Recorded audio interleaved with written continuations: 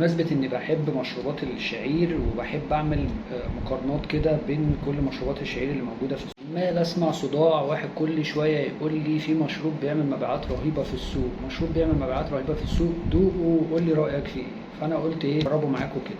اول حاجة المنتج هو موسى شعير بنكهات، هو ليه 8 نكهات.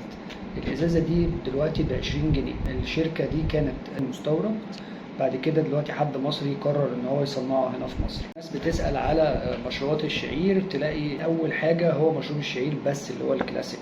دلوقتي النظرية اختلفت خالص، دلوقتي مفيش تلاجة فيها اللي هو الشعير الكلاسيك ده. فاول حاجة انا جربتها، انا مش هجيب بقى ال8 نكهات بتوعه ولا الكلام ده، يعني على قد كده نجرب.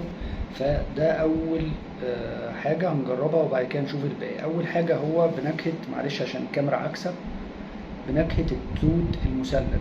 الازازة حلوة اوي الصراحة، شكلها مشبرة كده، وفي حاجة باين واضح ان في حاجة في الازاز بتاعها نفسه مش مشبرة عشان هي طالعة من الفريزر يعني او التلاجة، هو الازاز نفسه شكله مشبر كده. دي 275 مللي. طيب خلينا نجربه كده. ايه ده يا عم، انتوا قافلينها بايه؟ ايه ده، قافلينها برجليكوا ولا ايه ده، في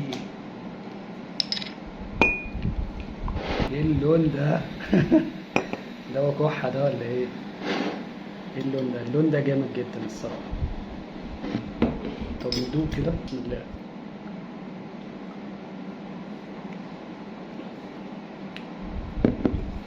هو ملوش اي علاقة بطعم الشعير خالص، هو عبارة عن توت فقط، هو توت وحاطينه في الازازة بس.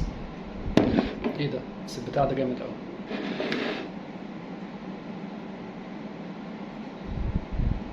لا حلو، هو مختلف عن التوت الاحمر، هو في توت مثلج وفي توت احمر. حلو ده. الفترة الجاية بقى انا هجرب معاكم منتجات تانية كتيرة،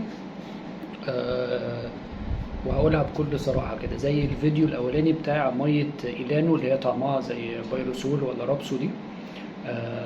هنجرب كده حاجات مع بعضينا كده. انا عرفت ايه المنتج ده بيبيع كتير. لسه بقى في 8 اطعمة تانيين، منهم بقى التوت والشعير الكلاسيك، التوت الاحمر والشعير الكلاسيك وفي تفاح وفي اناناس، في كذا حاجة.